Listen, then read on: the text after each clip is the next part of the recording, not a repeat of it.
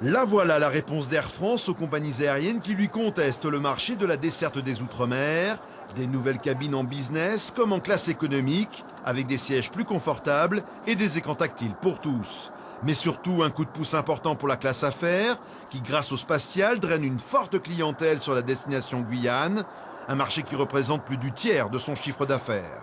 Aujourd'hui, Air France est dans une démarche de montée en gamme globale dans l'ensemble de ses cabines. Et c'est pour nous très important d'avoir une évolution produit et d'offrir le meilleur confort pour l'ensemble des segments. Le segment économie, premium économie et business, et d'offrir le meilleur service. La classe économique, elle aussi, se modernise. Même programme de divertissement qu'en business et un gain de place pour les jambes, 2,5 cm de plus. La compagnie Bleu-Blanc-Rouge a dû faire des efforts pour les destinations ultramarines où la classe éco accueille plus de 85% de sa clientèle, affinitaire comme touristique.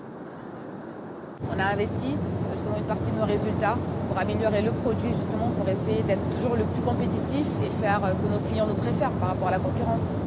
500 millions d'euros investis sur 3 ans, plus de 10 000 sièges remplacés sur une quarantaine d'avions. Avec l'opération BEST, en français dans le texte, Air France souhaite reprendre la main dans un secteur économique très concurrentiel où elle règne à longtemps en maître absolu. Par rapport à des low-cost qui vont souvent faire des coûts de manière non durable, nous on a des programmes réguliers tous les jours avec une qualité de nos produits, une qualité qu'on améliore, sur laquelle on investit, sur nos sièges, sur les distractions, sur les prestations à bord. Il faut se battre avec nos atouts, avec ce qu'on est. Cette montée en gamme, la concurrence, elle, n'y croit guère et préfère miser d'abord sur la baisse des prix. Certains se lancent même dans l'expérimentation d'un modèle low-cost long courrier sur ces routes ultramarines à fort trafic et fort potentiel. Chez Air Caraïbes, qui fait des efforts considérables aujourd'hui pour améliorer sa productivité, et j'en remercie, j'en témoigne pour les personnels. Je crois que le transport aérien français n'est pas condamné soit à se rétrécir, soit à disparaître. Il a au contraire plein d'opportunités, à lui de savoir aller les chercher aussi. Entre la montée en gamme d'Air France et la concurrence qui tente à réduire les prestations à bord, ce sont donc deux modèles économiques qui s'affrontent dans ce combat de l'aérien outre-mer.